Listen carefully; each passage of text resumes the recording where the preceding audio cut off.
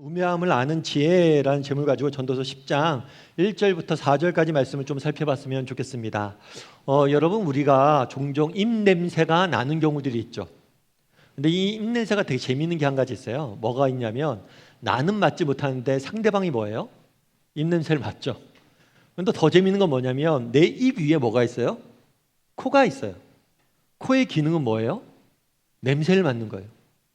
희한하게 내 바로 코 밑에 있는 냄새는 못 맡아요, 내가. 그런데 다른 사람은 맡는다는 거죠. 참, 입냄새를 보면서 인간의 어리석음을 봅니다. 참, 인간이 자신의 부족한 점, 자신의 연약한 점, 자신의 단점은 잘 보지 못해요. 사실 우리 중에 부족함이나 연약함이나 단점이 없는 사람이 어디 있어요? 근데 중요한 건 그것들을 자기만 못 본다는 거예요. 나머지 모든 사람은 아는데 본인만 몰라요. 그게 참 인간의 어리석음이겠죠. 오늘 본문에 보면 우매한 자에 대해서 이야기합니다. 우매한 사람은 이런 사람이고 이런 사람이고 이런 사람이다. 아, 우매한 사람은 저런 사람이구나 라고 생각하면 안 돼요. 왜요? 우리도 그런 사람이 될 수 있다는 거예요. 성경이 말하는 우매함이 나에게도 있을 수 있다는 거예요. 그렇게 겸손히 봐야 돼요. 왜요? 우리는 입냄새조차도 못 맡는 사람들이기 때문이에요. 인간이 그렇게 자신에 대해서 볼 줄 모르는 사람이기 때문이에요. 그래서 오늘은 여러분과 함께 몇 가지 좀 우매함에 대해서 이야기를 나눠보길 원합니다. 성경이 말하는 우매함이 무엇인지, 또 우리는 어떻게 하면 우매하지 않고 지혜로운 사람이 될 수 있을지에 대해서 몇 가지 좀 이야기를 나눠보죠. 먼저 1절 말씀을 같이 한번 읽어보았으면 좋겠습니다. 1절입니다. 죽은 파리들이 향기름을 악취가 나게 만드는 것 같이 적은 우매가 지혜와 존귀를 난처하게 만드느니라. 무슨 이야기예요? 여기 향기로운 기름이 있습니다. 그 당시에 이 기름은 굉장히 고가였어요. 그래서 이 기름을 조금씩 머리에 바르기도 합니다. 그래서 누군가 중동지방에서는 손님이 오면 손님 머리에 향기름을 발라줘요. 향기로운 냄새를 맡으면서 음식을 나누고 교제를 나누라는 의미겠죠. 그런데 이렇게 큰 향기름을 준비해 놨어요. 그런데 앞불사 거기에 뭐가 떨어졌어요? 파리가 떨어진 거예요. 파리가 떨어져 죽음으로 뭐예요? 향기름을 다 망친 거죠. 악취가 나는 거죠.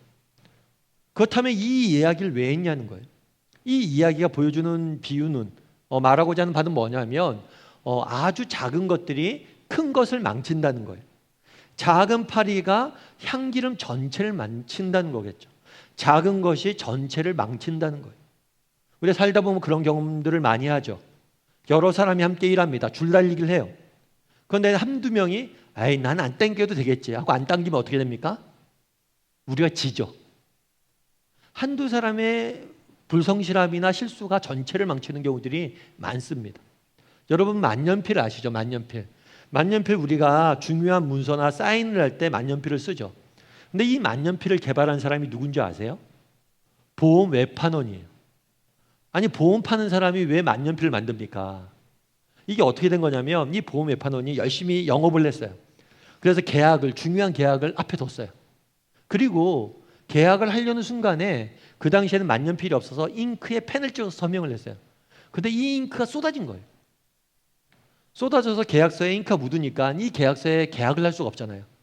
아, 죄송하다고. 그러면 내일 내가 계약서를 다시 갖고 오겠다고. 그런데 재미있는 것은 그 하루 사이에 이 사람이 다른 곳이랑 계약을 했어요. 보험 계약.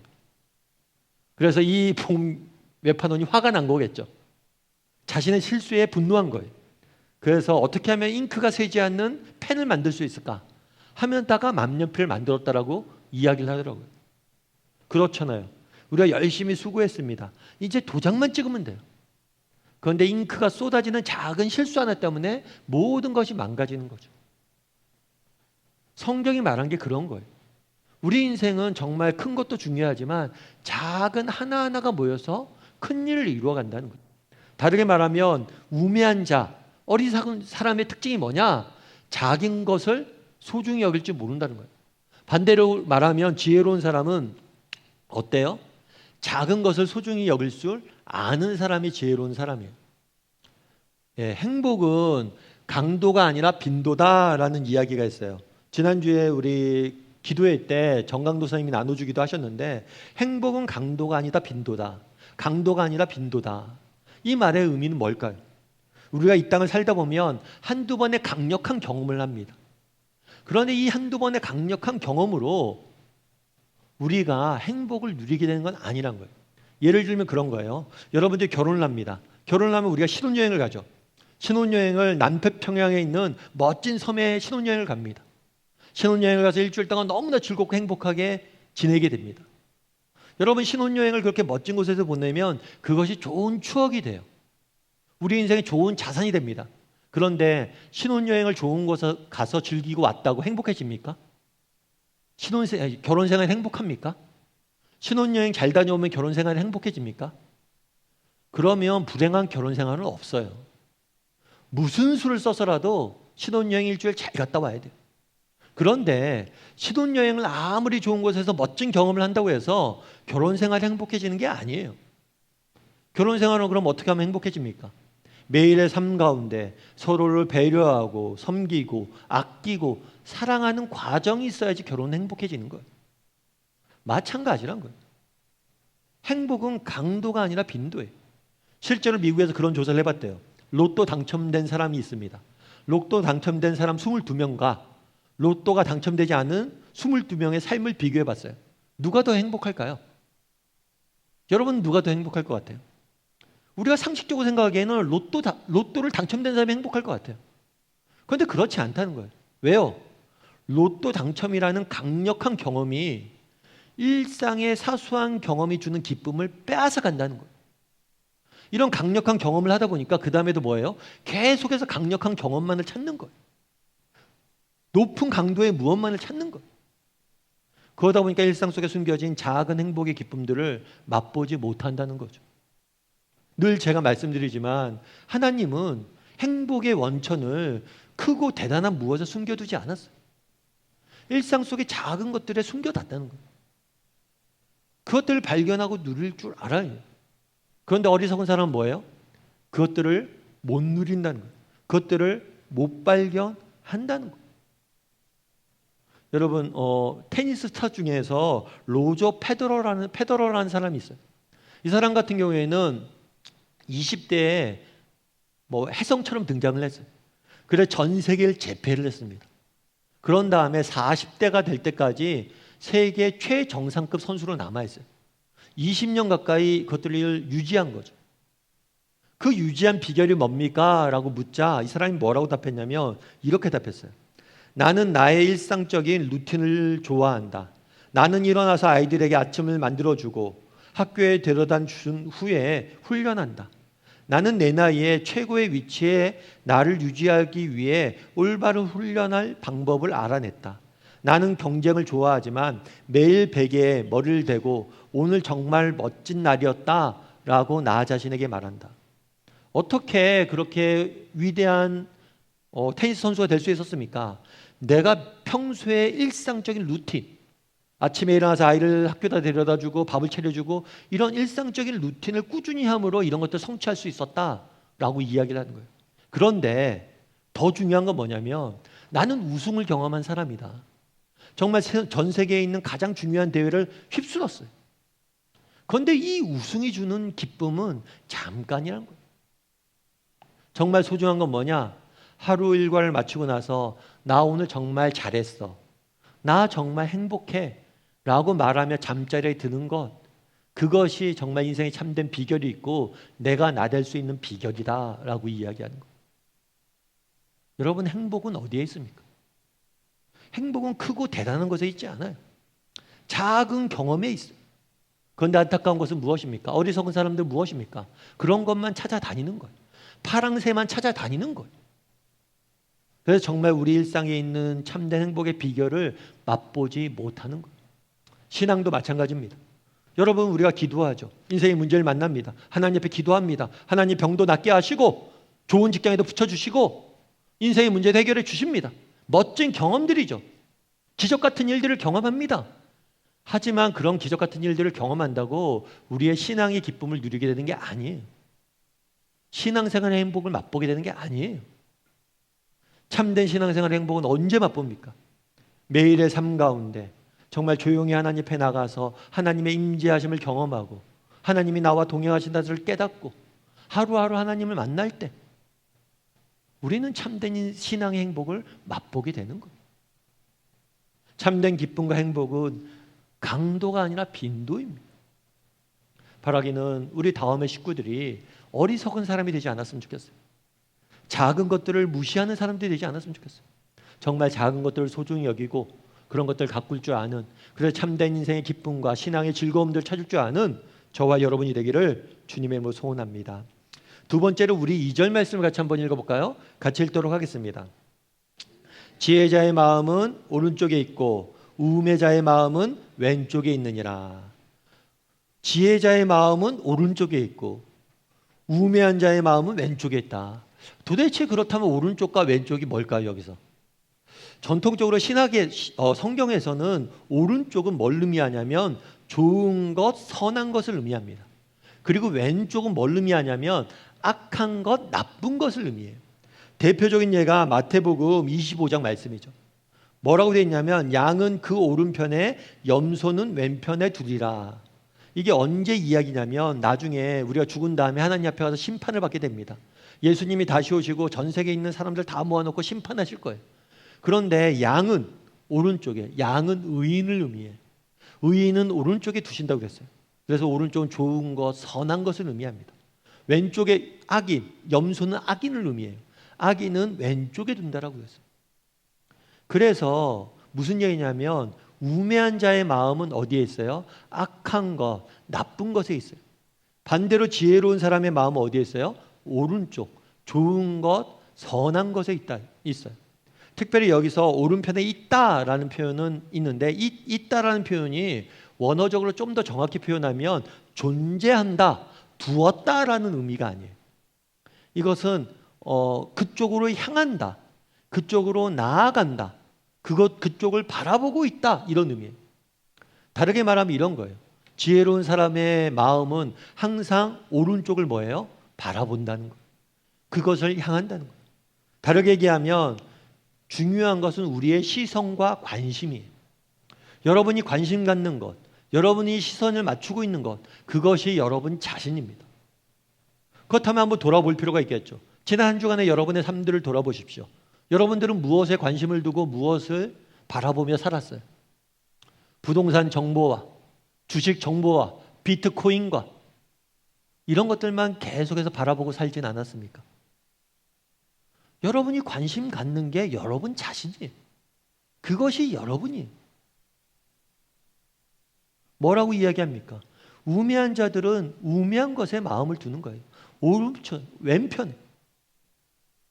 지혜로운 사람들은 선한 것, 좋은 것들에 관심을 두고 시선을 맞추는 거예요. 그래서 우리도 돌아봐야 돼요. 내 관심이 어디에 있었는지. 한번 점검해 볼 필요가 있다는 거예요. 뿐만 아니라 인간의 특징이 있어요. 인간의 특징은 뭐냐면 본질적으로 인간은 왼쪽으로 향하게 되어 있습니다. 인간은 죄성이 있어요. 우리 내에는 악한 면들이 있어요. 그래서 가만히 두면 뭐예요? 자꾸만 왼쪽으로 가게 돼 있어요. 제가 아는 목사님 한 분이 계세요. 이분이 지방에 이제 강의를 갔다가 올라오는 길이었는데 기차를 타고 올라왔대요. 기차를 타고 오는데 요즘은 뭐 신문 스마트폰으로 보지만 옛날에는 신문을 종이로 봤잖아요.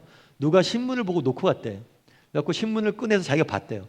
보는데 신문만 보면 좋은데 거기에 뭐가 있냐면 오늘의 운세가 있었던 거예요. 오늘의 운세가 있는데 자기를 딱 봤대. 봤더니 남의 일에 간섭하지 말라고. 남의 일은 간섭하지 말라고? 서울 올라가서 신방해야 되는데 신방 미룰까? 목사가 오늘의 운세를 왜 봅니까? 그런데 오늘의 운세 봤다고 그게 자기한테 영향을 미치더래. 기본적으로 우리는 인간이라는 존재는요, 참 이상하게 왼쪽에 기울어져 있어요. 가만히 두면 자꾸만 뭘 해요? 왼쪽으로 가요. 자꾸만 그런 것들, 자극적인 것들, 감각적인 것들, 그런 것들에 관심이 계속해서 갑니다. 따라서 의도적으로 우리가 뭘 할 수 있어야 돼요? 오른편으로 우리의 시선을, 우리의 관심을 돌리는 훈련을 해야 돼요. 여러분, 예전에 코카콜라가 유명한 광고가 하나 있었어요. 그건 뭐냐면 더 포즈 대 리프레쉬라고 잠깐의 멈춤은 우리를 새롭게 합니다. 그래서 잠깐 멈춰서 코카콜라 마시라는 거죠. 상쾌함을 가져가라는 거예요. 그런데 이것은 단순히 이런 의미가 있는 게 아니라 보다 깊은 의미가 있어요. 그건 뭐냐면 그 당시에 미국이 대공황을 경험했습니다. 대공황을 경험하니까 너무나 힘든 거죠. 요즘 우리나라도 그렇잖아요. 코로나가 있고 경제 위기가 있으니까 모두가 힘들잖아요. 모두가 힘든데 괜찮다는 거예요. 잠깐 멈추는 건 괜찮다는 거예요. 오히려 이 잠깐 멈춤의 시간들을 통해서 이 어려운 시기를 통해서 우리가 새로워질 것이다. 이런 메시지를 이 광고를 통해서 전한 거죠. 참 이렇게 광고 만든 사람이 잘 만든 것 같아요. 여러분 우리 인생에 정말 중요한 요소 중에 하나가 있습니다. 그건 뭐냐면 멈춤이에요. 정말 멈출 수 있어야 돼요.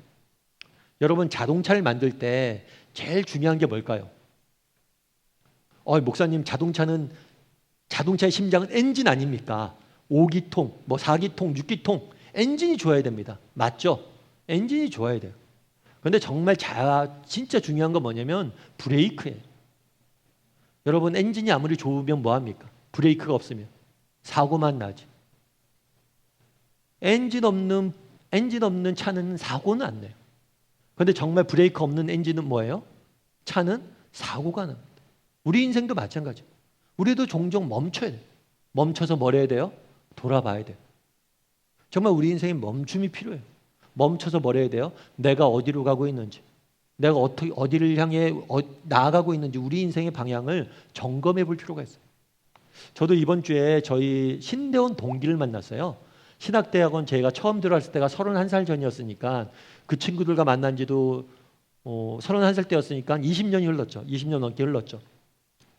근데 그 친구를 만날 때 저희가 처음에 신대원 갔을 때 주로 누굴 사귀었냐면 지방에 있는 친구를 많이 사귀었어요. 왜냐하면 제가 계속 서울에서만 자랐으니까 앞으로도 보니까 서울 친구만 사귀었어요. 잘못하면. 그래서 내가 지방 친구를 좀 사귀어야겠구나 해서 지방 친구를 좀 사귀었습니다. 그러다 보니까 단점은 뭐냐면 자주 못 봐요. 1년에 한두 번 보면 많이 보는 거죠. 그래도 이번에도 여름 되고 그러니까 우리 여름 사역 시작하기 전에 잠깐 보자 해서 만났어요. 만나다 보니까 이게 저도 이제 나이가 늙었는지 만나면 무슨 얘기만 하겠어요. 신대원 다닐 때 옛날 얘기만 하는 거예요. 옛날 얘기 때 옛날에 어땠다 저땠다 이런 이야기를 하는데 쭉 이야기를 하면서 느낀 게 있어요. 내가 많이 변했구나. 참 신대원 1학년 때 들어갈 때는 이랬었는데 이런 마음으로 정말 목회를 하려고 그러고 이런 마음으로 교회 섬기려고 그러고 이런 마음으로 인생을 살아가려고 그랬는데 지금 나의 모습과 그때 내 모습을 비교해 보니까 많이 멀어져 있더라고요. 내가 많이 왔구나. 나도 모르는 사이에. 그래서 돌아봤어요. 다시 한번 점검해 봤어요. 내 마음에 대해서, 내 생각에 대해서, 내가 지금 살아가는 방향에 대해서. 여러분 우리도 마찬가지예요. 우리도 늘 뭘 해야 돼요? 점검해 봐야 돼요. 우리가 어디로 가고 있는지, 내가 어디를 향하고 있는지 여러분도 한번 점검해 보세요. 특별히 휴가잖아요. 여름에 휴가하고 우리가 많은 멈춤의 시간들 갖습니다. 단순히 휴가 갔을 때 열심히 노느라고 피곤하게 하지 마시고 그래도 잠깐의 시간을 두고 하나님 앞에 나가서 우리 인생의 방향을 점검할 수 있는 시간이 되었으면 좋겠어요. 그랬을 때 우리 인생이 바른 길로 갈 수 있는 거예요. 오늘 본문에 뭐라고 이야기합니까? 우매한 자는 왼쪽에, 지혜로운 사람은 오른쪽에 관심이 있다라고 이야기합니다. 우리 인간은 본질적으로 우매한 자들이 죄성이 있어요. 끊임없이 자극적인 것 왼쪽에만 관심을 가게 돼 있습니다. 따라서 멈춰 서서 우리 인생을 점검하고 우리의 방향을 점검할 필요가 있어요. 그래서 날마다 우리 다음의 식구들이 잠깐 멈춰서 내가 어디로 가고 있는지 점검할 줄 아는, 방향을 점검할 줄 아는 저와 여러분이 되기를 주님의 이름으로 소원합니다. 우리 3절 말씀을 마지막으로 한번 읽어볼까요? 같이 읽도록 하겠습니다. 우매한 자는 길을 갈 때에도 지혜가 부족하여 각 사람에게 자기의 우매함을 말하느니라. 여기서 되게 재밌는 표현이 하나 나와 있어요. 우매한 사람이 길을 갑니다. 어리석은 사람이 길을 갑니다. 어리석은 사람이 길을 가면 길만 가면 좋은데 뭘 한다고 그래요? 우매함을 말한다고 그래요. 자신의 어리석음에 대해서 계속해서 사람들에게 말한다는 거예요. 그리고 자신의 어리석음을 드러낸다는 거죠. 이게 도대체 무슨 말일까? 우매한 사람이 우매함을 말한다는 게 무슨 말일까? 모든 사람에게. 아마 이런 걸 거예요. 여러분, 제가 종종 말씀드리지만 세상에서 가장 무서운 사람이 있어요. 세상에서 가장 무서운 사람은 누구냐면 책 한 권만 읽은 사람이에요. 책 한 권만 읽으면 어떻게 됩니까? 그 책이 전부인 줄 알아요. 내가 모든 것을 알았다고 생각해요. 그러다 보니까 뭐예요? 책 한 권만 읽은 사람들은 내가 모든 것을 알았다고 생각하니까 어딜 가나 그 얘기를 합니다. 어딜 가나 그 얘기를 해요. 자기 얘기가 언제나 옳다고 이야기합니다. 어리석은 사람의 특징이 그거예요. 어리석은 사람은 자신의 어리석음을 깨닫지 못합니다. 그러다 보니까 어디 가나 내가 아는 게 전부이고 내가 옳다고 생각하니까 뭐예요? 끊임없이 그걸 이야기한다는 거예요. 그런데 책을 한 권, 두 권, 세 권, 네 권, 다섯 권 읽은 사람도 어때요? 이 책이 말하는 게 다가 아니구나. 이런 관점도 있을 수 있구나. 내가 아는 게 전부가 아니구나. 내가 아는 게 모든 걸 나는 아는 사람이 아니구나. 나는 부족하구나. 그런 다음에 뭐라는 거예요? 고개를 숙인다는 거예요. 어떤 의사 선생님이 그런다고 그러더라고요. 자기가 처음 의사 됐을 때는 그런 생각이었대요. 딴 데 가서 못 고치는 환자가 왔어요. 딴 병원 갔는데 이게 잘 안 나요. 그럼 무슨 생각을 했냐면 내가 고칠 수 있어 라고 생각했대요. 근데 시간이 지나니까 어떤 생각을 하는지 알아? 딴 데서 못 고쳤다. 그러면 이 사람은 어려운 환자구나. 나도 못 고칠 확률이 큰 환자구나. 맞죠? 그게 맞아요. 여러분, 어리석은 사람 특징이 뭐냐는 거예요. 자신의 어리석음을 보지 못한다는 거예요. 그러다 보니까 뭐라는 거예요? 자신의 어리석음에 대해서 끊임없이 이야기한다는 거죠. 그럼 지혜로운 사람들은 어떤 사람이에요? 지혜로운 사람들은 내가 다 안다고 생각하지 않아요. 지혜로운 사람들은 뭐예요? 겸손한 사람이에요. 우매함을 그려서 말하지 않아요. 여러분, 사람이 입이 하나고 귀가 두 개예요. 왜 입이 하나고 귀가 두 개예요? 더 많이 들으라는 거예요.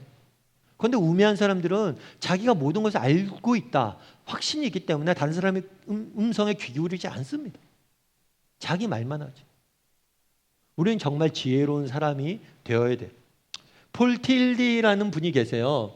이분이 뭐라고 얘기했냐면 이렇게 얘기했어요. 사랑의 첫째 의무는 경청하는 것이다. 사랑의 첫째 의무는 경청하는 것이다. 제가 이 말을 듣고 되게 많이 와닿았어요. 여러분 생각해 보세요. 아까 그런 얘기 했잖아요. 지혜로운 사람은 정말 잘 듣는다, 겸손히. 그런데 사랑의 첫째 의무는 잘 듣는 거다, 이야기. 다르게 얘기하면 우리는 사랑하는 사람의 이야기를 잘 못 듣는다는 거예요. 오늘 본문에 이런 이야기를 한 거잖아요. 우리가 잘 들을 수 있는 사람이 되어야 된다. 목사님, 저는 잘 듣는 사람입니다. 정말 그래요? 한번 돌아보라는 거예요. 정말 여러분들이 사랑하는 사람들의 이야기조차 여러분들이 귀담아 듣습니까? 자녀들의 이야기를 여러분 경청하세요? 정말 남편의 이야기를 경청하세요? 정말 부모님의 이야기를 경청하세요? 우리가 그런 얘기를 하잖아요. 자녀들과 의사소통이 안 된다고. 부모님과 나는 말이 통하지 않는다고. 정말 사랑하잖아요, 우리 자녀들. 우리 부모님 존경하잖아요. 그런데 왜 말이 안 통해요? 인간이 참 못 듣는 사람이기 때문이에요. 우리가 참 사랑하는 사람의 말조차도 못 듣는 사람들이에요. 그걸 깨달아야 돼요. 그래서 피터 드로커라는 사람 뭐라고 이야기합니까? 의사소통에 있어서 가장 중요한 것은 상대방의 말하지 않는 소리를 듣는 것이다. 상대방의 말하지 않는 소리를 듣는 것이다. 여러분, 우리 자녀와 대화할 때도 자녀가 말하지 않는 그 내면에 있는 마음의 소리를 듣습니까? 여러분 사랑하는 남편과 아내와 대화하면서도 그 사람이 말하지 않는 마음의 소리를 듣냐는 거예요. 우리는 안타깝게도 많이 듣지 못합니다. 오늘 본문에 이런 이야기를 하죠. 우매한 자는 우매함을 이야기한다. 길을 갈 때, 인생을 살 때 자기의 우매함만을 이야기한다. 그런 사람이 어디 있어요? 우리가 그런 사람일 수 있어요. 우리가 정말 사랑하는 사람들의 이야기를 귀담아 못 듣잖아요. 그들의 이야기를 들을 만한 귀가 없잖아요. 바라기는 우리가 한번 점검해 봤으면 좋겠어요. 나는 우매한 자가 아닌지. 그래서 우리 다음의 식구들이 좀 지혜로운 사람이 됐으면 좋겠어요. 겸손한 사람이 됐으면 좋겠어요. 다른 사람의 말을, 그들의 마음을 들을 줄 아는 귀가 있는 사람이 되었으면 좋겠어요. 그랬을 때 우리는 뭐예요? 정말 다른 사람에게 선한 영향력을 미칠 수 있고 의미 있게 우리 인생을 보낼 수 있는 거예요. 또 한 가지 더 우리가 생각해 볼 게 뭐냐면 이런 거죠. 우매한 사람은 우매함을 말한다. 따라서 우리가 지혜로운 사람이라면 지혜로움을 말해야 돼요. 다르게 말하면 우리는 듣는 귀도 있어야 되지만 지혜롭게 말할 수 있는 사람이 되어야 돼요. 그럼 어떻게 하면 지혜롭게 말할 수 있을까요? 말을 잘하는 사람이 될 수 있을까요? 아마 여러분들이 서점에 한번 가보세요. 그럼 말하기 기술에 대한 책들이 굉장히 많아요. 재밌는 건 뭐냐면 서점에 그렇게 말하기 기술에 대한 책들이 많다는 건 뭐예요? 그만큼 인간이 말을 못한다는 거예요. 그러니까 말을 잘하는 것들을 배우는 거죠. 말은 많이 하지만 실제로 말을 못한다는 거죠. 그래서 그런 기술들에 대한 쭉 이야기가 나와 있습니다. 그런데 정말 잘 말하기 위해서 중요한 건 뭐냐면 말하는 방법이 아니에요. 말하는 내용이에요. 오늘 본문에도 이렇게 돼 있잖아요. 우매한 사람은 우매함을 말한다. 내용이 중요해요. 따라서 우리도 말을 잘하는 사람이 되려면 좋은 내용을 말할 수 있는 사람이 되어야 돼요. 그럼 어떻게 하면 좋은 내용을 말할 수 있습니까? 그러는 여러 가지 방법이 있겠죠. 근데 제가 요즘 하나 느끼는 건 그런 거예요. 뭐냐면 하나님에 대해서 좀 말해 보십시오. 여러분 우리의 말의 내용 가운데 하나님을 담아 보세요. 지난 한 주간 여러분의 삶을 돌아보세요. 여러분 삶 가운데 하나님에 대해서 말을 한 적이 있나요? 하나님에 대해서 좀 말을 하는 사람이 되었으면 좋겠다는 생각이 있어요. 저희가 청년회 때 저희 청년문 할 때 구호가 하나 있었어요. 그건 뭐냐면 하나님이 우리 인생의 주어가 되게 하자.